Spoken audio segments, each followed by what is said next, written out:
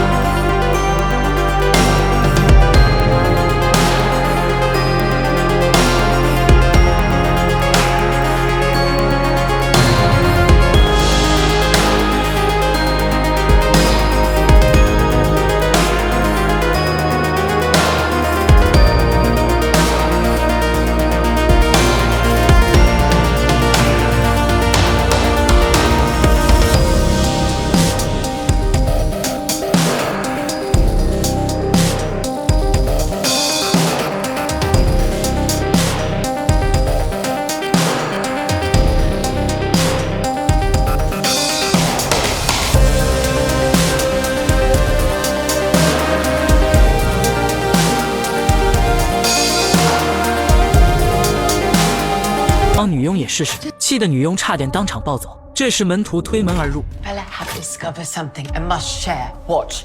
What do you want? No, you can believe me. 贝拉的荒唐行为让门徒有些难为情，慌忙阻止了他，并告诉他，在有礼节的社会中不能这样做。快乐再次被剥夺，贝拉有些生气。晚饭时故意打碎餐盘，倔强地转身离开。趁着贝拉离开，古德向门徒提了个要求，他想让门徒迎娶贝拉。一来是因为古德察觉到，在日常相处中，门徒看贝拉的眼神充满了爱意；二来他想用来制约门徒。门徒承认了自己对贝拉的感情，随即找到贝拉告白。I wish to marry you. Be my wife. 贝拉懵懂地答应，并邀请门徒一起探索身体。门徒是个正人君子，他觉得婚前发生关系是对贝拉的不尊重。When we are wed. 对于婚约，古德还有一个条件，两人婚后必须与自己同住。为了保险起见，他还专门拟定了法律协议。这古怪的约定让见证的律师都不免有些震惊。Must be quite a woman to warrant such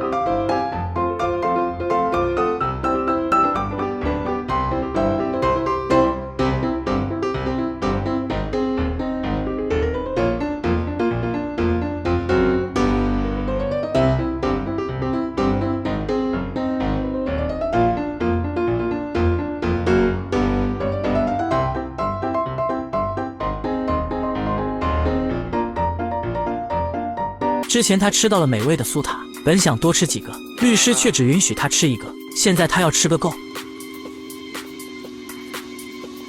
接着他第一次看到天上的缆车，第一次听到街边妇人的忘情演唱，也第一次看到了男女之间的谩骂争吵。对贝拉来说，这一切都是那么新鲜迷人。美中不足的是，由于刚才苏塔吃的太多，他吐了。律师一觉醒来，以为贝拉因自己的话不告而别了，但听到脚步声后赶紧强装镇定，询问才知道贝拉只是自己出门探索了。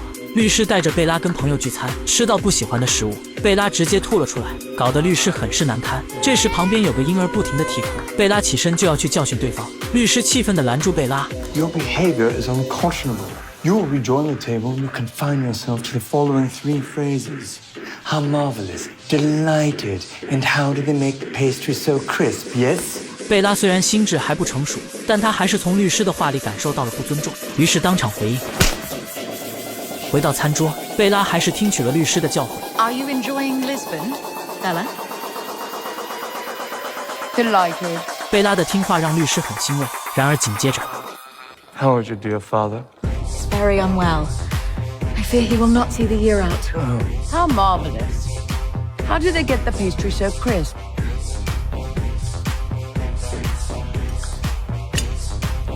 接下来的日子，贝拉经常一个人出门探索世界。她独自品尝辛辣的烈酒，喜欢就自己喝个够，直到把自己喝到酩酊大醉。贝拉的我行我素搞得律师焦头烂额。他终于意识到，贝拉根本不是任由他摆布的小绵羊，而是只不羁的野马。但越是这样，却越加让他痴迷。点餐时，贝拉毫不客气地指点自己喜欢吃的食物。 They don't want caramel and pot. Of course not. That was all for Bella.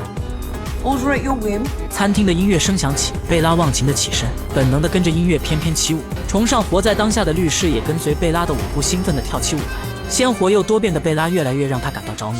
中场休息时，贝拉不停地眨眼，律师感觉很奇怪。 A man over there repeated blinks at me. I blinked back. For polite, I think.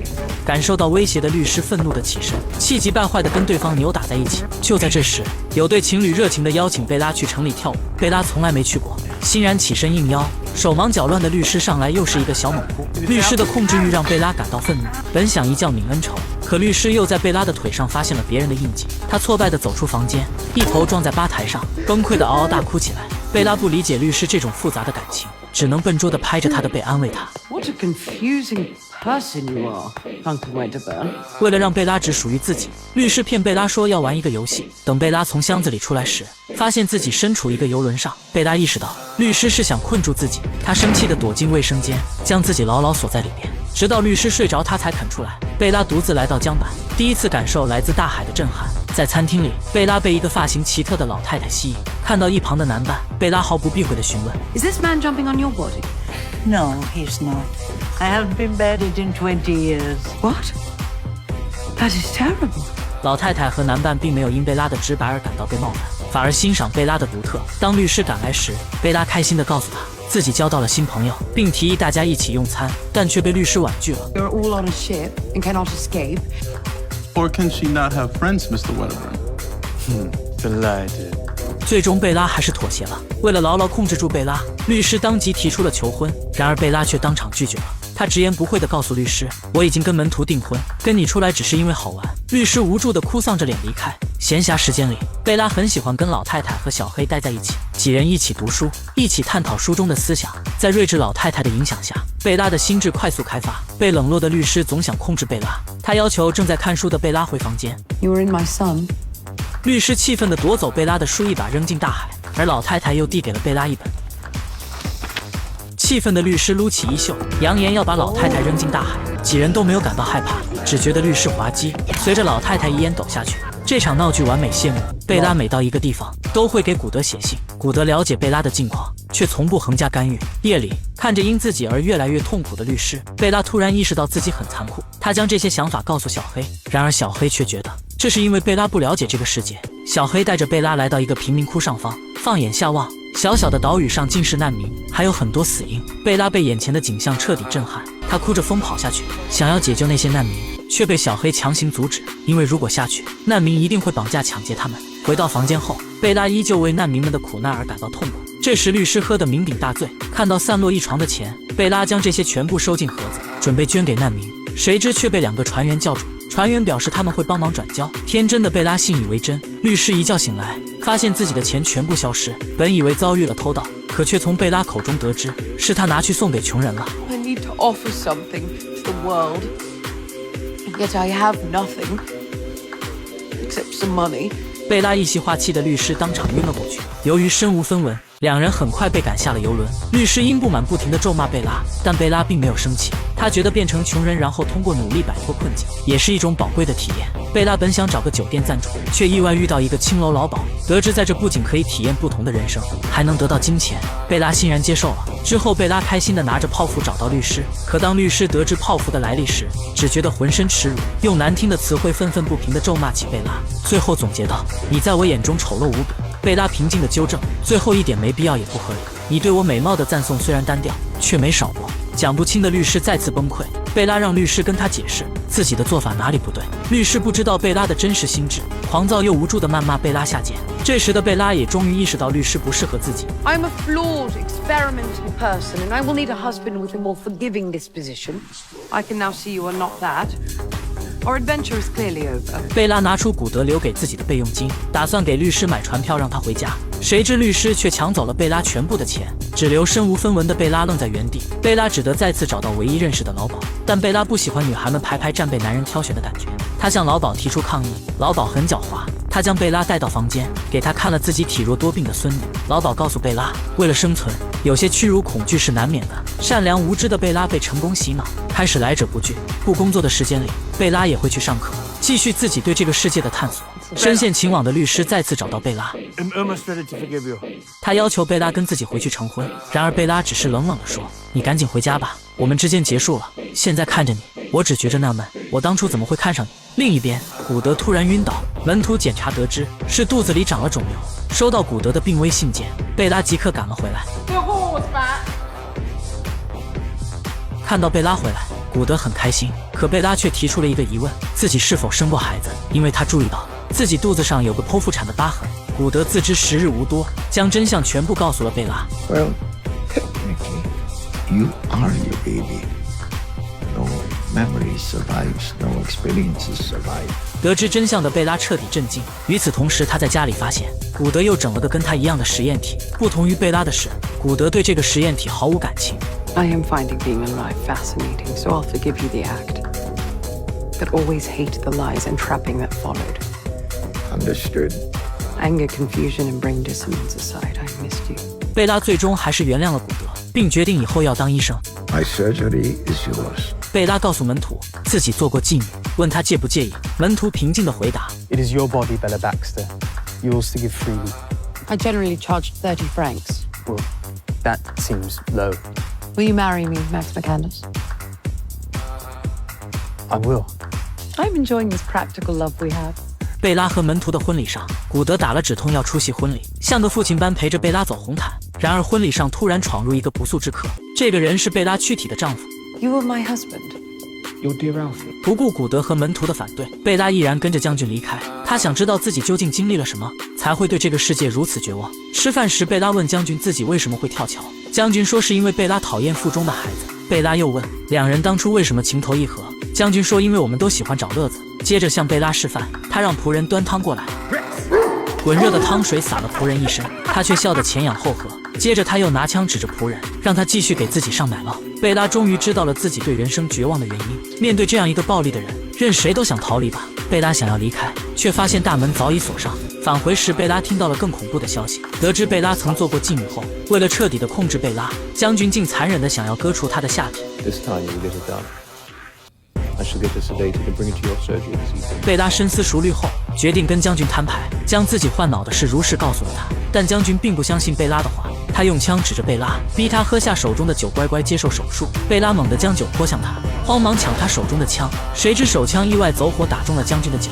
贝拉将人带到诊所救治，门徒却提醒贝拉，如果他活下来，一定不会善罢甘休的。贝拉不想看着对方失血而死。 于是想了个鬼才主意，他拿来古德的笔记本给将军做了场手术。将死的古德告诉贝拉 All my life, people's eyes looked at me for a pity.